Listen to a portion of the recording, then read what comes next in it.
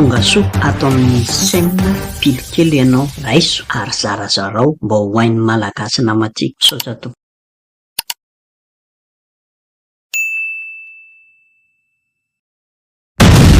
Ino tsengo zala mitsengo vaovao be sy mafana be niboaka ny amty dia ny fatapahan'ny herinaratra nandritsan'ny lahateny nataon'ny filoham-pirenena Andry Rajoelina tamin'ny fanokafana amin'ny fomba ofisialy ny fivoriam-bean'ny COI teny Ivato. Tezitra mafy ary sorena sy hita somary menatra ny minisitry ny serasera sy ny zavakanto tao aorian'ny iny fatapahan'ny herinaratra teny Ivato iny, ka rehefa nivoaka tao izy dia nanambara fa anao fanadihadina lalina satria tsy mendrika ary manala-baraka ny Madagasikara. Rehefa ny filoham-pirenena malagasy zany no tratra ny fahatapahan-jiro dia ny menimenina ny governemanta sy ny ao an-dafy, fa rehefa ny vahoaka malagasy miaina zany isanandro ao anatin'io ora 5, 4, 7, 8 isanandro tsisy fanadihadiana lalina, mba zakao kosa rehefa nareo ny voe. Zao hitan'io olona vahiny tsara ny zavatra tena misy eto Madagasikara, tsy hoe faly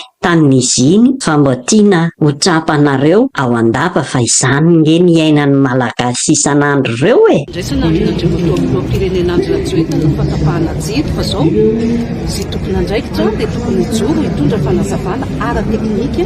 an'ireny zavatra nitranga androany ireny, dia ao aorianan'izay tsika maneno fanadihadiana dia tsy maintsy misy ny